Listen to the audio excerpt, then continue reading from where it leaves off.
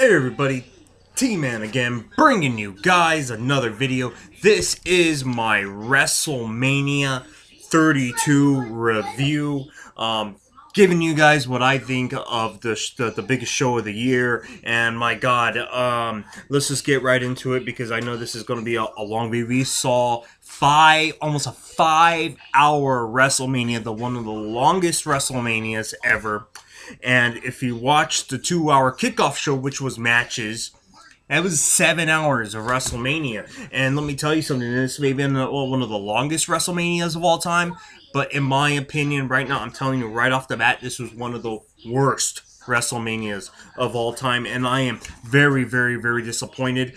First off the bat, I want to say that you guys haven't received a video from me in about 2 weeks because I've been very, very ill, and tomorrow I'm actually getting a lot of dental work done tomorrow, and I got a lot of medical things I'm dealing with right now.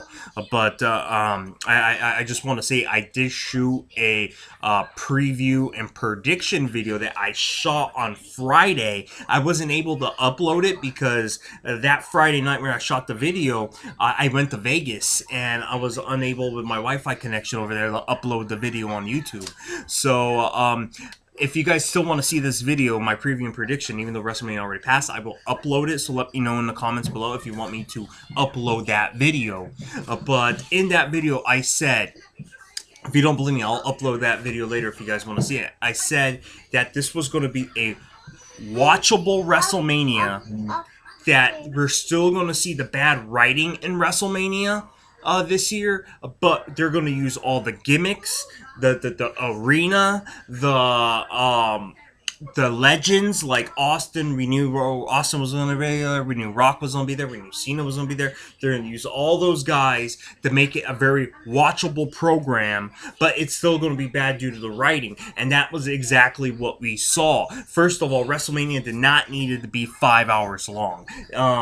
That was just so ridiculous how long that was. I mean, some of these matches I'm about to review could have definitely not just been skipped over or just abort altogether. And I'll tell you exactly, I'm not just going to say it sucked and not give you reasons behind it. Was there good things in this WrestleMania? Absolutely. I thought the Shane Taker match was good. I thought the Divas match was probably one of the Divas match and the Taker Shane were probably two of the best matches of the whole entire night. So there was things I like and there was things I didn't like. A lot of things I didn't like, actually, and I'm going to get into that. And first and foremost, you can't say, oh, well, it didn't suck. There was 100,000 people there. No, first of all, people buy those tickets before the card is even announced. WrestleMania has just become a spectacular. It's became an event. It's became the biggest show where wrestling fans gather, and it doesn't even matter what the card is. You know, so it was going to be 100,000 no matter what the card was. And it's just sad that they did break the all-time record for a wrestling event. And it's just sad that it was a bad card that had such a good WrestleMania. I mean, such a big arena, but a bad WrestleMania. It's just very, very unfortunate that was the way it happened. And another thing, too, is you could check the facts. I was reading on WrestleZone. Dave Meltzer was reporting. If you look at the actual attendance record, if you want to talk to people that work there at the stadium at Dallas, Texas, they didn't get 101,000 people. That was fabricated. They did break the record at Pontiac Silverdome, but the actual number, because at Pontiac Silverdome wasn't actually 90 something thousand. That was also fabricated too. It was close to that. But this actual WrestleMania number was actually 94,000, 95,000 was the actual people that was in Dallas, Texas. It wasn't 101. That was completely fabricated. But that's what WWE does. But anyways, I don't want this to be a long video. Let's start. I'm going to start right at the main event. I want to start on the main event and I'm going to work my way down the card. I want to talk about Roman Reigns, Triple H. I feared this was going to happen, and it happened. I knew that they were going to do this.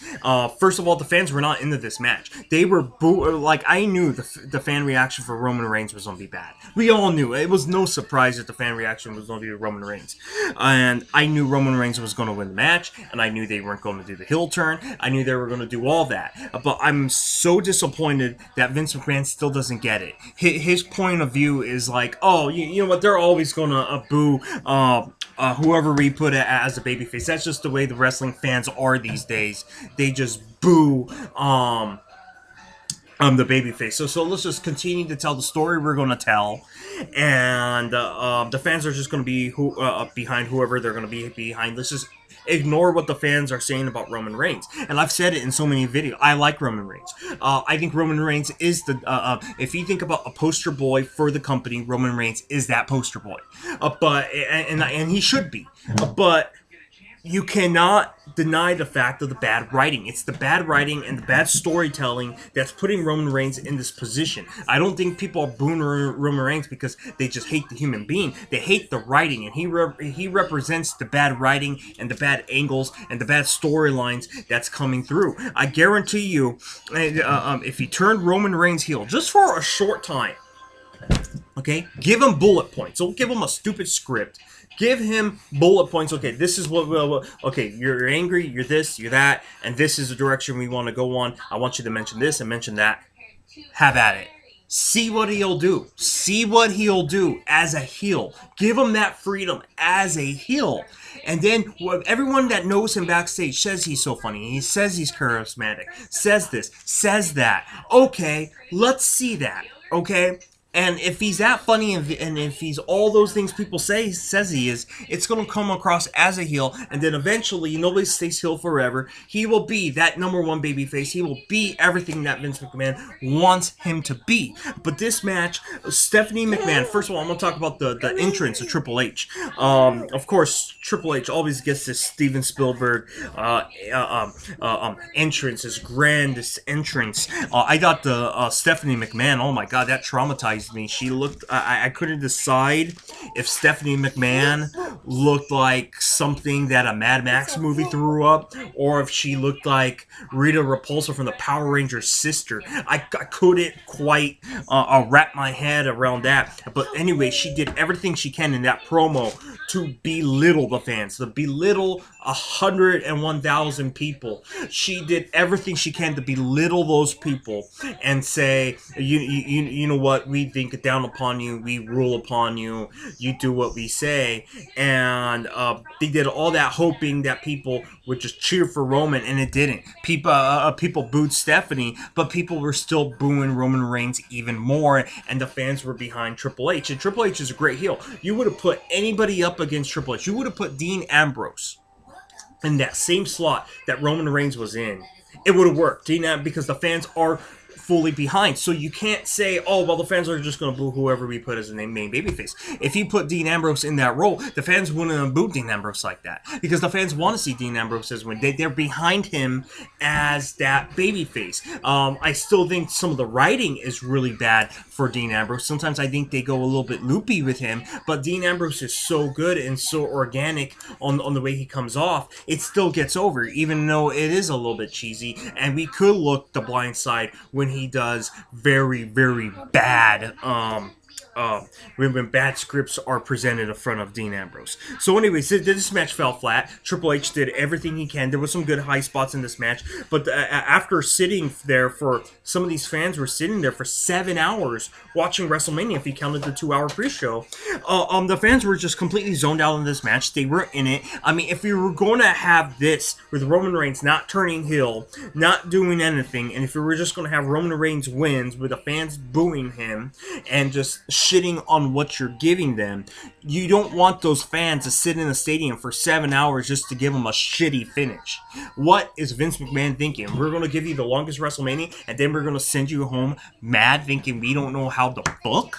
I mean, it left a really bad taste in my mouth. And I've been struggling watching Monday Night Raw. There's been a lot of weeks I've been watching Gotham instead of Monday Night Raw at 8 o'clock. And then the next day I'll download it and I'll skip a part of Monday Monday Night Raw just to see what's going on, for I can make videos for you guys. But it's been so unwatchable. And last night was like the WrestleMania of unwatchable. And like I said, there was some good parts. They put a lot of, they did everything I knew they were going to do. I told my wife this was exactly what I thought. And if you remember last year at WrestleMania 31, it was one of the worst build-ups, but it delivered. WrestleMania 31, I thought, was really good because they had that surprise with Seth Rollins, and we didn't get Roman Reigns doing it. And you know what? Those of you that said, how would you put Roman Reigns heel? I said a long time ago, like 3 months ago, in my fantasy booking for WrestleMania 32, I said, you want to turn Roman Reigns heel, the way you do it is you bring The Rock, who was already there, in the corner of Roman Reigns, and then in that match, when Triple H looks like he's maybe about to win the match, Vince McMahon is out there, low blows Triple H, costs Triple H the match, Roman Reigns capitalizes that, spear or Superman punch him, get the win, 1, 2, 3, Vince McMahon raises up the hand of Roman Reigns, and then The Rock comes in here like, what are you doing? Boom! The spear of the Rock. That's how you turn him heel. The next night, you have Vince McMahon coming out justifying why he screwed over Triple H, because that's his son-in-law. Why would he do a thing like that? Because you say, oh, you know what? This man is the COO of the company. He's been the world. He's been one of the greatest superstars of all time, but his time is past, and he has NXT, he has this, you justify all of it, and then you're like, why would he help Roman Reigns? Why would Vince do that? You justify that, you say, you know what, the last few months, my family and me, we've been putting Roman Reigns through hell. We've been doing this. We've been doing that to him. And you people, what are a matter with you people? What do you do? This guy, we gave him to hell. And we did ungodly things to Roman Reigns. And what did you guys do? You boo him. What type of people are you? Booing Roman Reigns. You know, you make light of that, right? You make light of the bad writing and all that. What do you guys, you boo him, and I see a man with all this heart and all this potential, and he just knows what he wanted, and he grabbed it. He grabbed about, that's the story you tell, but no. They at the point, they don't have creative writing. They have non-wrestling people writing this show, and Vince McMahon is just stuck in his mind. Well, he looks like a white babyface Roman Reigns. He looks great. This is a guy we could put on posters. This is a guy we can make money out of. And that's what you got. So anyways, the match fell flat.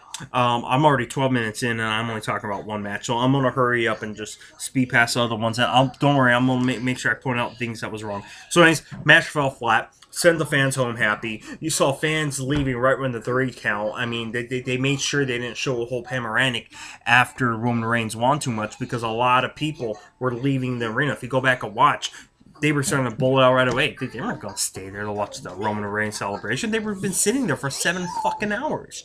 Okay, so anyways, match fell flat. Fans weren't into it. I'm going to talk about The Rock, Cena, and the Wyatt family. You know, we had The Rock come out, which was really cool. You know, we knew we were going to see The Rock.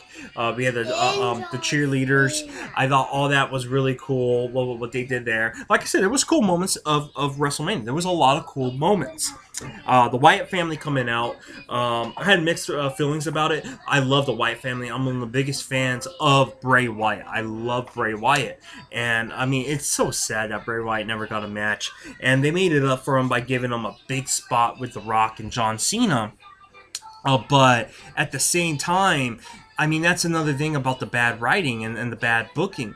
When you have one of the best promo guys ever right now of the modern era, I'm not talking about Rock, I'm not talking about the old timers, Cena, who came in 2004 or 5 as a main event player, talking about just today's guy. Roman Reigns is one of the best promo guys there is, and fans are fully behind him, and I like how The Rock pointed that out in that segment last night. And it's just the bad writing and the bad booking. Like, if you don't know what to do with a guy like Bray Wyatt, who's by far the best entertainer and the guy who's going to make you a lot of money. If you don't know what to do with a guy like that at WrestleMania, then you should really start rethinking who's booking for you and who's writing for your shows. I mean, I'm hoping this whole year that Bray Wyatt, they book him in the right way and we get to see him as a World Heavyweight Champion. I mean, all Bray Wyatt does is they just have him blindside random people gets in rivalries with, because he just blindsides everybody and interferes in matches. That's what we expect of him out of the way, because they know Roman Reigns. They know that Bray Wyatt is going to give a promo and get the rivalry over. They know he's so good at that, and it's at the point where they just taking advantage of Bray Wyatt. And Bray Wyatt, it's just so sad as well what's happened to him, and it's not his fault. I mean, and I just hope this year we see him booked the right way. And what's sad is he always ambushes these big stars. He ambushes his Cena, he ambushes Roman, he ambushes all the big star, but he never wins these rivalries. He never wins the rivalries. I think the only rivalry he really won was like Ryback. And I don't remember the Dean Ambrose one. I remember they rivaled for months. I don't know who won that rivalry. I can't remember. Bad writing. But so anyways, the Rock segment was good, and you know what? I like how they did it. The Rock couldn't really wrestle a full match, but they still reasoned the way in there for the Rock to wrestle Roman, what's his name? Eric Rowan, and beat him in 9 seconds. So all that was entertaining, all that was cool, and I'm glad at least the Wyatt family was able to get out there. And then of course we saw the return of John Cena, and the Cena and the Rock cleared out the Wyatt family. All that was cool. It was cutesy. I mean, it was cool, and it was entertaining. And at least, I mean, if they didn't do the Rock thing, and if they didn't have Shane dropping off the cage, and if they didn't have Austin, Michaels, and that little segment, if they didn't just have those flashes like, hey, look, we have cool people here, this would have been one of the worst shows of all time. If they didn't have those certain eye spots, they didn't have Shane dropping off the cage, they didn't have Rock and Cena just beating ass and just showing Austin, Michaels in the wrestling gear doing that. This would have been one of the worst WrestleManias. So you take that out of it, this would have been one of the worst WrestleManias of all time, and it still is one of the worst WrestleManias of all time. Like I said, every WrestleMania is good. Every WrestleMania is watchable. But this one, I have to say, you know, I was doing my countdown, and I'm sorry, guys, that I didn't reveal it. I actually shot the videos. I'll post those too on my countdown. But I'll already tell you. Let's say you want 32 top WrestleManias of all time. I'll rank WrestleMania 32 at 32. I mean, that's how little I thought of it. I mean, maybe I can't go that far. I mean, maybe in a couple days I'll maybe put it at 30 or 29. I mean, 11 and 16 was pretty bad as well. But anyways, moving on from there. Let's talk about Shane Taker. Oh, no. Before we go Shane Taker, let's talk about the Battle Royal. I got the Battle Royal. I was really surprised it came on as late as it did. I thought it was good. I thought it was entertaining. I thought we needed the little rest after Shane Taker. So, yeah, I thought that match was really good. Big surprise with Shaq. And I thought it was funny how Tatanka was out there. And they didn't really say, oh, wow, Tatanka came back. DDP. So we got a couple surprises there. I was really surprised to see Tatanka. And I thought Shaq was really, really cool. And the Shaq Big Show was kind of the main focus on that before both men, before everyone in the ring eliminated Shaq and him. And I thought Baron Corbin winning was really, really good. I thought that was a good way to build him up, and it should be interesting to see what they do with Baron Corbin tonight on Monday Night Raw. I would like to see Baron Corbin maybe like win the IC title, because I hate the fact that Zack Ryder's the IC champion, and I'll get into that when I talk about that match. So anyways, I like it. Shane Taker. It was everything I thought it was going to be. It was a good match. It was entertaining. It was an entertaining match. It was what I thought. And it's just really funny that this was the selling point of WrestleMania 32. And it was two men that looked old. I mean, they looked old and acted old, but Shane, man, he brought it. Shane brought it, and that drop from the top of the Hell in a Cell was breathtaking. I mean, this was what we were expecting Shane McMahon to do, and with the stipulations being what it was. If Taker loses, we'll never see him again. We kind of knew Taker was going to win, but it was great. It was cool, and it should be interesting to see what's going to happen on Monday Night Raw. And again, the Raw after WrestleMania is usually really good, and I'm expecting really watchable. I'm expecting Bullet Club tonight. I'm expecting some cool moments. I'm expecting some oh my god moments. I think we are going to see Shane or hear about Shane. If a brand extension is going to happen again, hopefully we'll hear about that tonight. Something that'll give us hope to keep watching, something that'll shake things up a little bit. Other than that, the next best match of the night, if you want to just talk about match, I mean, Shane and Taker was great. It was mind blowing. It was High Spot City, and it was a good story that they told. But I thought if you want to talk about best match or whatever, had to go to the women's title match, which I'm glad finally they changed it into women's title, not Divas. The Sasha Banks, Becky Lynch, and Charlotte match was absolutely great. I mean, how crazy is that? I mean, this was one of the best matches there. I love the entrance from everything. The only thing that I'll say storyline wise is if they wanted to tell the best story, I would have had Sasha Banks win this match. But I had a feeling that Charlotte was going to win this match, only based on the fact that the reason why she won is Ric Flair and Triple H are best friends, and I guarantee you that I mean, Rick is so proud of his daughter, and she should be. Charlotte is great. I mean, Charlotte is no doubt one of the faces of this women's era, and going to be. I mean, she really is that special. But this was Charlotte's time. I mean, this was Sasha Banks' time, and yeah, Sasha Banks is probably going to win either, if not tonight, at the next pay-per-view against Charlotte. Sasha Banks is going to win that title at some point. But the only reason why Charlotte really won is because Rick and Triple H are best friends, and Triple H is probably listening to every single thing Ric Flair says about his daughter, and that's why she won. But anyways, one of the best matches of the night. It was mind blowing. Those three women worked their asses off, and they should be very, very proud of the performance they had. Next match I want to talk about here is Brock Lesnar versus Dean Ambrose. This is also going into the match. This match and Shane Taker were the two matches I was most looking forward to, and I felt the Brock Lesnar Dean Ambrose match completely fell on its ass. The match wise was exactly what I knew it was going to be. For a disqualification match, I knew it was just going to be Suplex City. I knew it was going to be hard hitting. Dean Ambrose had some good spots in the match, but for telling a story, I thought it fell flat. I mean, you just had him win. Brock Lesnar hit the F5 on the chairs and win the match. The end. Dean Ambrose kind of struggling up. But that's it. It fell flat. But the story that they were telling the whole time leading up to WrestleMania was Dean Ambrose being this indestructible Iron Man. We've seen Brock Lesnar deliver so many F5s, and Dean Ambrose keeps popping up. So in that way, the story was so flat. It was like, that's it? Dean Ambrose, you said you wanted to build it as your second babyface, and Brock Lesnar, should Brock Lesnar won? Absolutely. Here's how I would have booked it. You people were probably saying, T, how would you book the match? This is exactly how I would have booked this match. Those of you who's never seen Halloween Havoc 1999, it was a bad pay-per-view from WCW, but it had a really interesting, it was either Halloween Havoc or Mayhem 99. It was a Goldberg-Sid Vicious rivalry.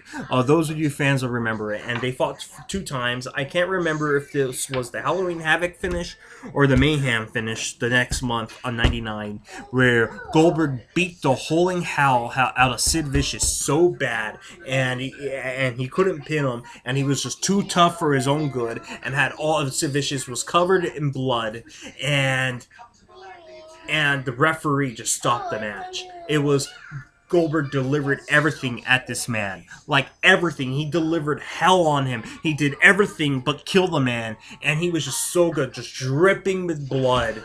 And just refused to die. Refused to be pinned by Goldberg. And the referee stopping the match to save his life. And so you get the right finish, Goldberg winning, and you had Sid Vicious leaving that pay-per-view looking like $1 million. That was the type of finish I wanted to see in Dean Ambrose. Dean Ambrose was a guy that needed to look like $1 million, and you've been telling this story that he's the indestructible Iron Man and he'll keep coming. But then again, after he lost the match, he didn't try. What I would have liked to see was him beat him to oblivion. Maybe you couldn't do the blood thing, but maybe you can, considering it was WrestleMania. But not just him beating the hell and just him not giving up. Him delivering F5 after F5 on the chairs, doing everything he can, but somehow he keeps coming forward. And then and then the referee just maybe calls the match, or if you don't want to do that, maybe have him beat him after 100 F5s, and then after the match, Brock is celebrating, and Dean is still getting up after he just got pinned, and Brock Lesnar, after everything he went through, it like kind of slaps on the face like, kid, you earned my respect, or something like that. Something to make Dean Ambrose looking out. I mean, he lost the match, but looking like $1,000,000. That's how they could have done. Like, wow, Dean Ambrose, you leaving that pay per view saying, wow, Dean Ambrose is one tough son of a bitch. I mean, that's the story you could have told, but that's the story they didn't get. They're like, okay, he lost the match and he failed of everything he said. He said he was an indestructible Iron Man, and he kept coming forward. But after he got pinned, he was just like, yeah, I lost. Cool. The end.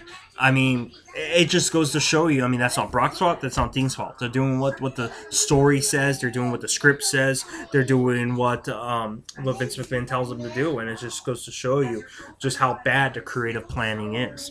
But the right man did win the match, but I felt like they could have really made Dean Ambrose look like $1,000,000. New Day League of Nations. Okay, so I've been not watching Raw for a long time. I knew this rivalry was taking place for the last few weeks. I've been seeing glimpses of this, and I love the New Day, and the Budio thing was kind of funny. It would have been funny if they would have been able to ride out on unicorns, maybe busting out through the box. But anyways, I mean, I'm not going to nitpick on that. I mean, it was cool.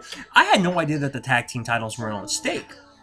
I thought if you were going to put this match on the actual pay-per-view, I thought the tag titles were on stake, and then afterwards, when the League of Nations won, I didn't put two together that the tag titles were on stake. I'm like, wow. I mean, yeah, it was great that the New Day are still the tag team champions, but my God, the tag team titles are not even on stake? I mean, I understand you had 3 against 3 or whatever, but there's been times where the tag team titles have been on stake in a 6-man tag. I mean, especially with the New Day, when they kind of flop around the tag team titles between the 3 of them. I mean, you would think that they could do that between the 4 of them with the League of Nations and say, oh yeah, they have the numbers. New Day's always used to swap in between the 3 and they adding the numbers. Now the New Day have the numbers, and with 4 against 3, and it just didn't come off that way. And so anyways, they won, and the only saving grace here, again, like I said, was they're going to mask the bad writing. And if you want to see my preview and prediction video, believe me, it's not this long.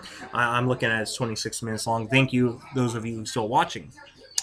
I said they were going to mask all the legends to cover up the bad writing, and that's what they did. It was cool seeing Austin. It was cool seeing Michaels in his wrestling gear, and Mick Foley just looked horrible. Beat the holy hell out of the League of Nations, and then stunning.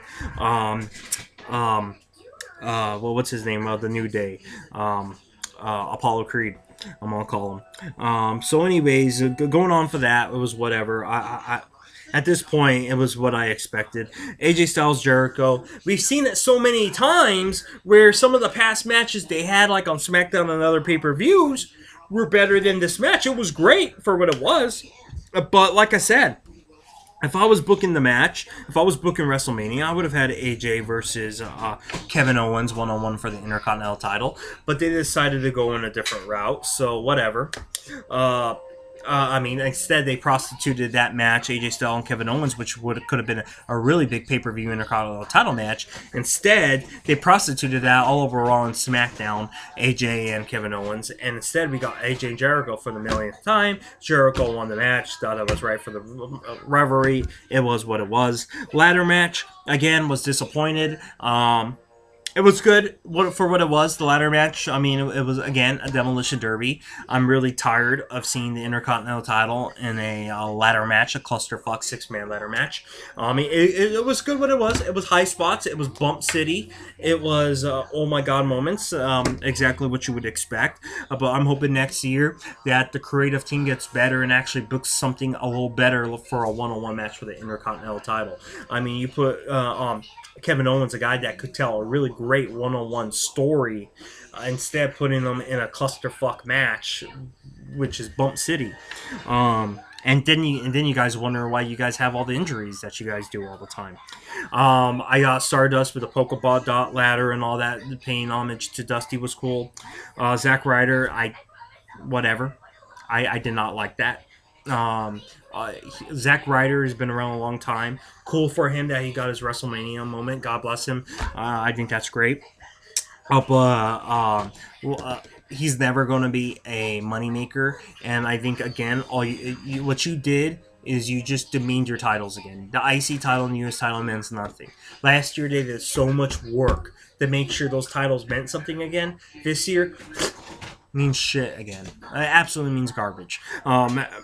Just based on who they had in the match and storytelling, because this is what wrestling is. It's storytelling. What pro wrestling is.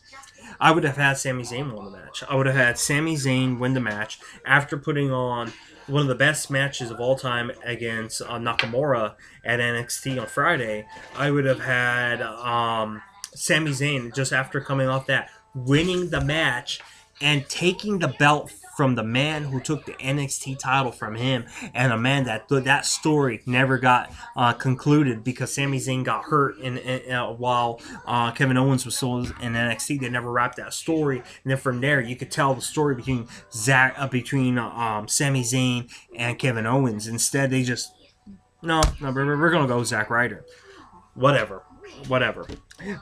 So I mean that's what began WrestleMania. So just bad writing, bad booking, bad creative. And then real quickly, the matches for the pre-show.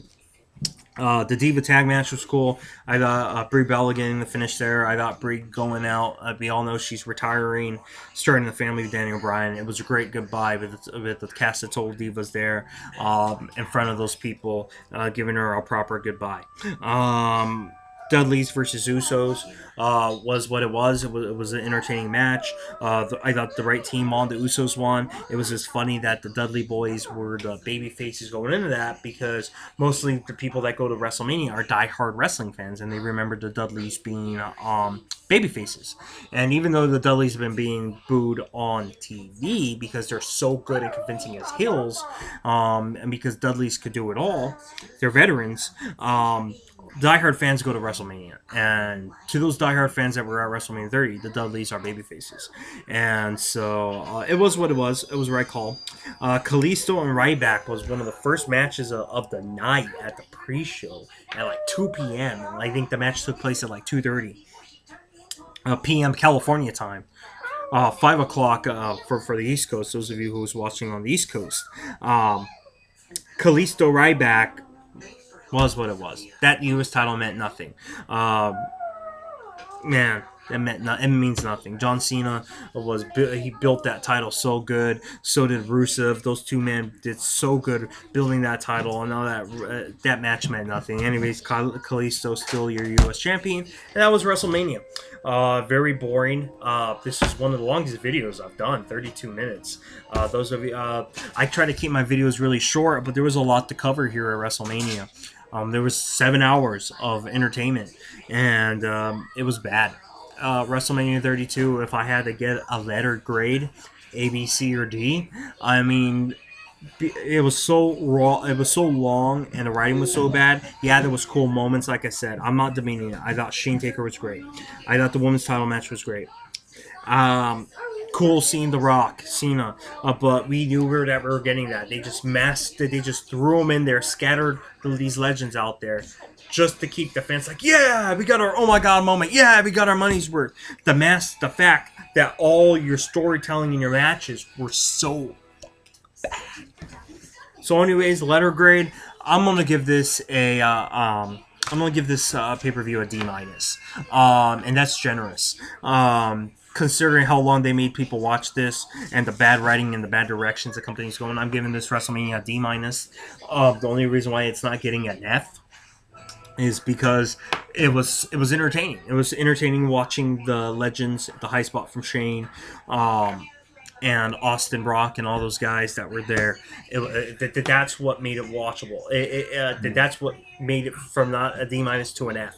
Because if those legends weren't there, this would have just been an unwatchable shitfest for 7 hours. If the Shane thing never happened, if Austin Rock never happened at that Mania, this would have been just god awful. And then I would have just said the best thing about this pay-per-view was the women's title match. So anyways, that's it. Subscribe for this video if you want to see my preview and prediction for WrestleMania, just to see that I wasn't just saying, oh, I told you so. I can post that, and I will post my countdown to WrestleMania videos. I shot them. I just wasn't able to upload them. So if I speak in the tense of WrestleMania, it hasn't happened yet because I shot these things last week. So, anyways, thumb up the video if you like it. Please subscribe, share the video. See you guys next time.